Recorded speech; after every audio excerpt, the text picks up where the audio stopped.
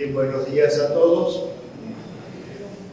Como escucharon recién, yo no tengo que explicar el documento que todos ustedes ya lo tienen.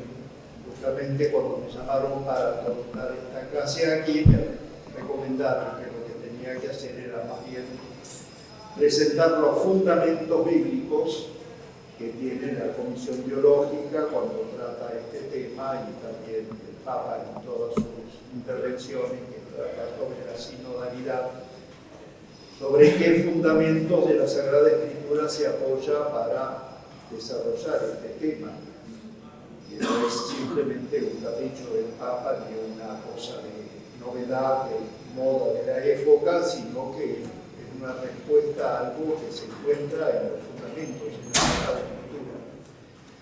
Voy a tomar unos pocos textos, que primero es el que tienen aquí, el texto de la creación, para empezar por el texto del Génesis, justamente, porque aquí vamos a ver una revelación interesante, cómo Dios, al crear el ser humano, coloca dentro de la misma condición humana este hecho de que todo ser humano es responsable de todo lo que es el progreso en el mundo, que no es algo que queda reservado o limitado para aquellos que están investidos con alguna autoridad, sino que le pertenece a todos. Ya desde ahí tendríamos ya una base de que todo el ser humano tiene que sentirse responsable de todo lo que sucede, cada uno en su medida, en el lugar en que está, naturalmente.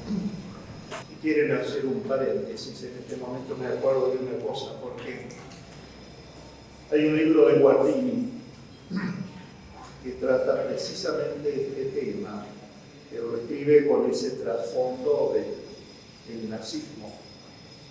Entonces, como todo gobierno totalitario, allí está cometiendo un terrible sacrilegio a quitarle al ser humano esa posibilidad de la responsabilidad, a quitarle libertad.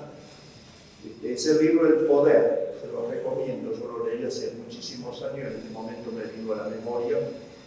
Así que, si quieren extender el tema a otras cosas y ver la resonancia que este tema tiene, esta lectura de Guardini será muy útil. El texto del Génesis que ustedes tienen allí es el de la creación, como saben, como lo tienen allí, el sexto día, cuando Dios decide hacer la última de sus creaciones según este esquema del capítulo primero del Génesis. El capítulo primero, en esa tradición que se conserva allí, el ser humano es la última creación antes del día sábado, culmina toda la creación con el ser humano, mientras que la tradición reservada al capítulo 2 y 3 es al revés, se comienza con el ser humano y luego se va creando todo a su alrededor. Aquí, en el versículo 26, que ustedes tienen allí a la vista, dice: Dios dijo, hagamos al hombre. La palabra hombre aquí está sin artículo en el texto hebreo. Hagamos al ser humano, hagamos hombre. La palabra Adán, como todos ustedes saben, no es un nombre de persona, a pesar de que entre nosotros se puede usar así. Pero no conocerá ningún judío que se llame Adán, porque la palabra Adán en hebreo es hombre, ser humano. Hagamos al hombre. Entonces, como nuestra imagen, a nuestra semejanza. Y ahí está lo que a mí me interesa, para que domine. Vean que entonces del ser humano, entonces cuando Dios decide crearlo, le pone así cuáles son las condiciones, a nuestra imagen, a nuestra semejanza, como para evitar que se entienda que el hombre es un ídolo de la semejanza, es a imagen de Dios. Además está dicho en plural, que eso se ha discutido mucho de mucho tiempo, Yo lo entiendo que Dios está allí hablando en la asamblea divina, como aparece en tantos textos del Antiguo Testamento. Entonces, el hombre allí, al decir a imagen y semejanza no de Dios mismo, sino de todos los seres divinos que rodean a Dios, la imagen y semejanza. Doble manera de disminuir allí la posibilidad de que se haga la adoración del ser humano, como pasaba en tantos pueblos vecinos a Israel en ese tiempo. Pero precisamente de esta condición de ser imagen y semejanza es que tiene que surgir algo, una condición necesaria para que domine. Sin manera que si no tuviera esa condición, no podría dominar.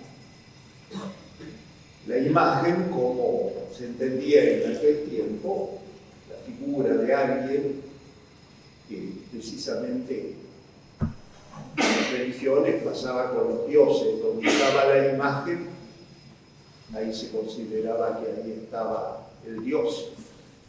Y lo mismo pasaba con los reyes, que allí a los lugares donde no llegaba se ponía la estatua del rey o una representación de él como un signo de su presencia. Ellos no hacían esta disquisición que hacemos nosotros entre la persona y su imagen o la persona y su fotografía, sino que para los antiguos la imagen era un constitutivo del ser y estaba la imagen, entonces estaba el Dios o estaba la persona también, eran inseparables.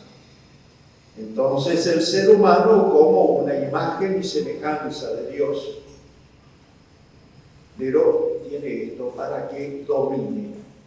Ahora bien, esa palabra dominar que yo estoy insistiendo aquí tiene una gran importancia, porque dice que es sobre los peces del mar, las aves del cielo, las bestias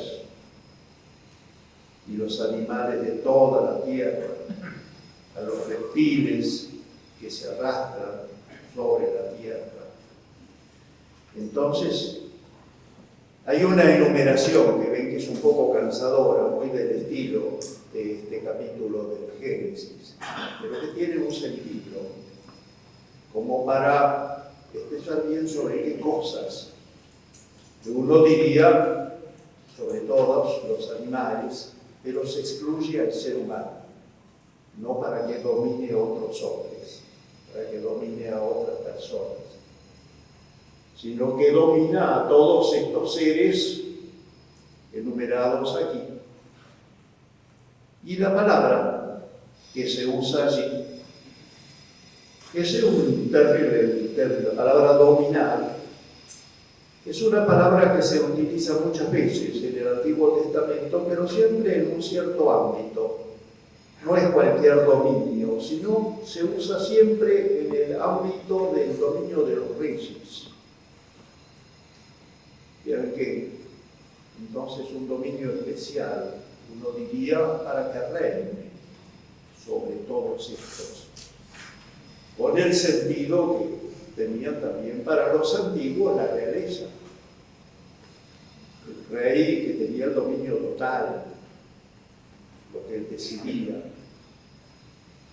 En aquellos tiempos no había gobierno, no había oposición como existe ahora en las democracias. Si alguno se atrevía a ser opositor, ya sabía lo que le pasaba. Y entonces, así tenía que dominar el ser humano sobre todos estos animales, vean que sobre los útiles y los inútiles, sobre los que están bajo el agua y los que están arriba en el cielo, todos los animales, también están los animales del campo, los reptiles, que también suelen ser peligrosos y dañinos, las mordeduras de las serpientes, todas estas cosas y el hombre domina.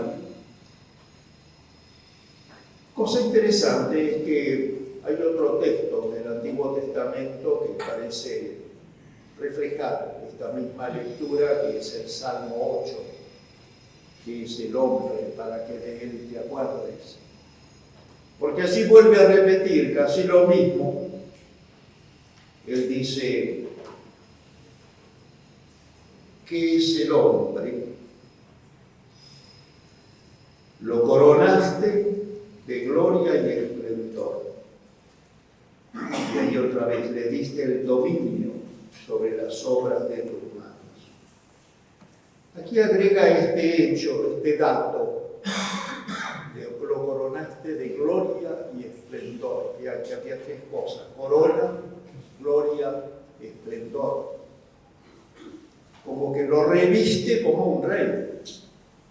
Le da los atributos visibles que tiene un rey cuando es coronado.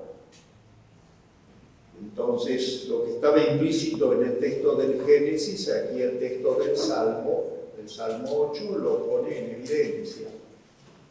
El ser humano, entonces, ante todas estas cosas, también tiene las condiciones de un rey. Hay alguna cosa que dice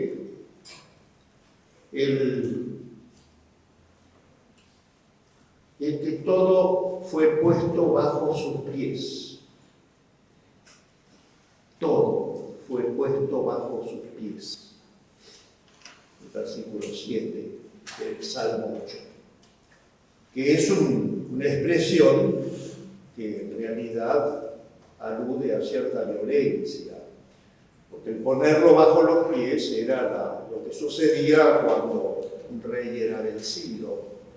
Aparece en el libro de Josué, por ejemplo, los reyes vencidos tirados en el suelo, Josué que pone el pie sobre ellos. Los que han visto en las enciclopedias o en los diccionarios o han tenido la suerte de ir a Egipto habrán visto el trono de Tutankamón, donde está esa tarima donde el faraón ponía los pies cuando estaba sentado en el trono, y ahí sobre la superficie de la tarima estaban pintados los pueblos enemigos de Egipto. Y él entonces, cada vez que estaba sentado en el trono, ponía los pies sobre los enemigos. Que también en el Salmo 110, siéntate a mi derecha hasta que ponga a tus enemigos debajo de sus pies. Es algo que habla de cierta violencia. Aquí parecería como que el Salmo, si bien está alabando a Dios por su poder, por su magnificencia, por su grandeza y contemplando el cielo, obras de sus manos, etc., la pregunta, ¿qué es el hombre?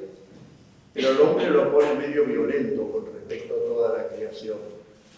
Es coronado como rey, pero todo es puesto debajo de sus pies, y ahí con la palabra todo amplía.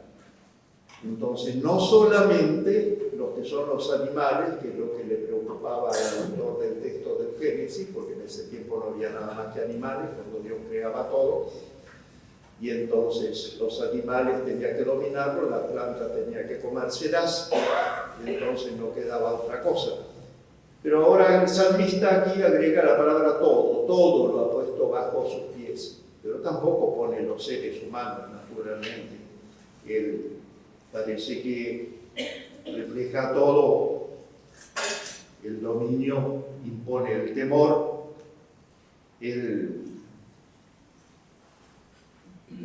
y aquí también dice que son sobre ovejas y bueyes, las bestias del campo, las aves del cielo, los peces del mar. Todo esto, pero también entonces más adelante termina diciendo que Dios al ser humano le ha dado el poder sobre todas las cosas. Entonces ya tiene todo esto ahí también en la tradición helenista, en los libros que no se conservan en su totalidad, por lo menos en hebreo, como pasa con el libro del Eclesiástico.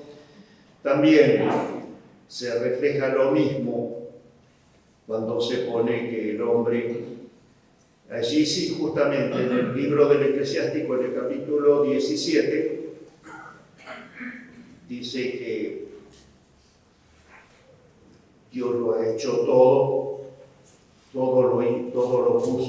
lo puso como Señor de todas las cosas, hizo que todos los vivientes le temieran, que dominara sobre las fieras y los pájaros. Había una expresión, así que no la mencioné antes, en el Salmo, cuando dice que todo lo hiciste Señor de las obras de tus manos. Miren la insistencia, entonces, qué reiterativo los textos en esto, como para no dejar ninguna duda, entonces, de que hay alguna condición del ser humano que implica esto, por el hecho de ser imagen y semejanza de Dios, o de imagen a semejanza de Dios o de los seres divinos. Entonces todo ser humano tiene esta cualidad, tiene esta exigencia, tiene esta responsabilidad sobre todo lo creado. Y siempre, un hecho que también muchos padres de la Iglesia cuando comentan estos textos señalan y observan que nunca se habla de dominar sobre otros. Más bien hay un cierto rechazo allí de lo que pasaba con las monarquías en ese tiempo. El dominio sobre otras personas que no lo pone nunca ninguno de ellos, y a pesar de que utilizan este lenguaje que se refiere tan claramente a la realeza, como es en este caso que decíamos de la corona, la gloria y el esplendor, el hecho de poner el tener el dominio con esta palabra.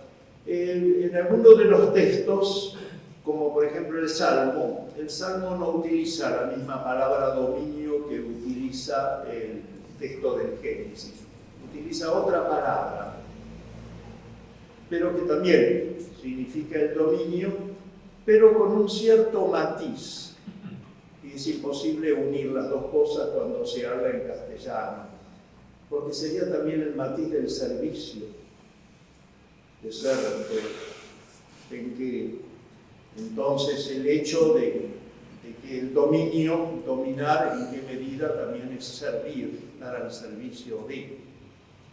Entonces es interesante ver el lenguaje utilizado, las palabras y en qué contexto se utilizan en otros textos del Antiguo Testamento.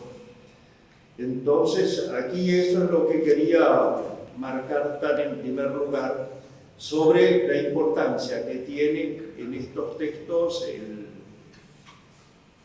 el hecho del designio inicial de Dios en la creación del ser humano, porque esto después se va a reflejar en la forma en que se considera en el Nuevo Testamento la figura del cristiano, que es miembro del cuerpo de Cristo.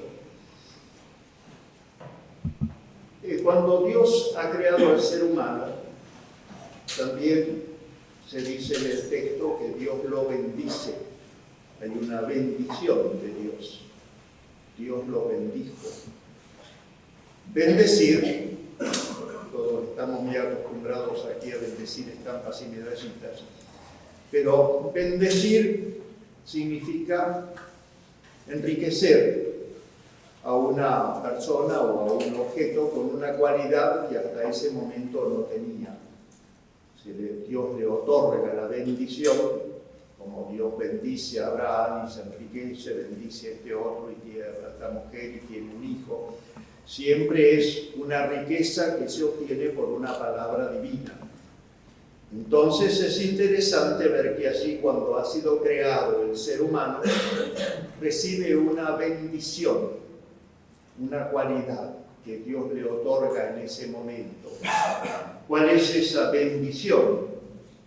Dios dice en 1:28, dominen a todos los peces, a las aves, a las bestias, a sobre la tierra, llenen la tierra y sométanla. Ahí está entonces algo más. Primero, el llenar la tierra, la capacidad que recibe el ser humano de poder engendrar a otros seres humanos. Entonces, todo lo de la procreación, el poder crear, el poder multiplicar la raza humana, lo primero, que es la primera bendición que se otorga así. Y luego, dominar la tierra. Ahí está, someter la tierra. Pone una palabra un poco más fuerte que habla precisamente del sometimiento, del dominio total, que viene a enriquecer lo que se dijo un poco antes. Si antes se había hablado de dominar sobre los peces, etc., el Salmo hablaba de todas las cosas, pero aquí utiliza este otro término, someter la tierra. Ese dominio del ser humano, entonces, en esa cualidad, en esa forma de ser, recibe de Dios esa bendición. Y entonces nos enriquece de tal manera. Aquí este texto, justamente, el que Dios los bendice y dice que pueblen la tierra, que muchas veces se lo utiliza mal, porque se lo pone como si fuera un mandamiento. Y a veces se argumenta desde allí, también ya entre la tradición judía pasa lo mismo, se lo ha tomado como si fuera un mandamiento. Sin embargo, en el texto no es ningún mandamiento, es una bendición. Dios concede al ser humano el poder multiplicarse, reproducirse. Es importante tener esto en cuenta también. No viene al caso, pero es importante aquí en este momento recordarlo. Entonces, tendríamos estos dos textos que importarían lo del texto del Génesis y luego la ilustración que podría dar el texto del Salmo, que casi repite lo mismo, pero con otras palabras, para darnos una imagen de lo que se quiere señalar entonces aquí. Sobre todo mantener en cuenta esto de estos verbos que se utilizan aquí, que son casi sinónimos, pero que son tan importantes para esta lectura. El dominio humano, entonces, limitado entonces a la tierra y al mundo animal, se deriva del hecho de que el ser humano entonces es imagen de Dios y se entiende como un aspecto de la bendición de Dios. El dominio humano es un poder concedido por Dios y que debe servir para mantener entonces la obra de Dios en este mundo, todo lo que sería ya el ser humano como colaborador en la creación de Dios. Una palabra también mencioné antes la tradición griega. Había hablado del libro del Eclesiástico, que bueno, en cierta medida pertenece a los dos mundos porque sus originales han estado en hebreo, pero un libro escrito directamente en griego, como es el libro de la sabiduría. En el libro de la sabiduría, que es un libro escrito casi ya sobre las vísperas del nacimiento de Jesús, es un libro del Antiguo Testamento, pero escrito en griego, pertenece más a la cultura helenista, escrito posiblemente en Alejandría. Allí, en este libro, el que habla es puesto como si fuera Salomón, que está hablando, por eso el texto griego se llama Sabiduría de Salomón, como si Salomón estuviera diciendo este discurso ante otros reyes de la tierra con una gran autoridad sobre los demás reyes. Y en un momento él habla de la importancia de la sabiduría para la vida del ser humano y sobre todo para el gobernante, y pone una oración, la oración que dice Salomón para pedirle a Dios que le dé la sabiduría, porque no se puede obtener de otra manera. Hay algo polémico entonces con los griegos, la sabiduría no viene de la reflexión humana, sino que es un don otorgado por Dios. Lo mismo que también tiene así que la inmortalidad viene por la sabiduría y no por una condición natural del alma humana, también otro aspecto polémico que tiene el libro contra los griegos. La sabiduría la da Dios y viene entonces con este regalo de que la sabiduría es inmortal. Los griegos griegos dirían que no, que la inmortalidad viene por la condición del alma. Bien, pero este es otro caso. Aquí cuando el libro de la sabiduría pone esta oración, dice que Salomón se la pide a Dios. Eso lo tienen ustedes en el libro de la sabiduría, capítulo 9, los primeros versículos del capítulo 9, texto que está en la liturgia de las horas también. Y entonces la oración comienza de esta manera: Dios de mis padres, Señor misericordioso, que con tu palabra hiciste todas las cosas y con tu sabiduría formaste al hombre para que dominara sobre todo lo que creaste, gobernara el mundo con santidad y justicia y juzgara con rectitud. Ya aquí le agrega una cantidad de cosas, porque ven, la primera parte de la oración viene a repetir lo mismo. Dios creó todo con su palabra, con su sabiduría, hizo al hombre para que dominara, pero luego ¿de qué manera tiene que dominar? El dominio aquí queda ya calificado de esta forma: para que dominara sobre todo lo creado, gobernara el mundo con santidad y justicia y juzgara con rectitud. Santidad, justicia, rectitud. Entonces le está poniendo límites a ese dominio del hombre. Tiene que estar de acuerdo con estos principios: la santidad, la justicia, la rectitud, como condiciones entonces para poder ejercer el dominio. Fíjense que es importante como al pasar los siglos entonces, y ya en otro contexto como sería el griego, no basta con decir que el ser humano domine, sino que domine de esta manera. Hacen falta estos márgenes, y aquí pone estos tres: santidad, justicia, rectitud. Y particularmente por el hecho de que esto está puesto en boca de alguien que figura aquí como un rey. Salomón, que tiene que gobernar al pueblo de Dios y que le está dando una lección a los demás reyes de la tierra, porque ese es el contexto del libro de la sabiduría, el discurso de Salomón a todos los reyes, y enseñándoles cómo tienen que gobernar. Entonces empieza también por esto: el que tenga dominio es algo que está ya insertado en la condición humana, pero para ejercerlo tiene que tener en cuenta estos márgenes. Ya nos acerca mucho más a lo nuestro. Entonces, ¿de qué manera el ser humano va a cumplir poner en práctica esta bendición que ha recibido de Dios de poder dominar sobre toda la tierra, pero no de cualquier manera? Ese dominio tiene que tener sus propios márgenes. El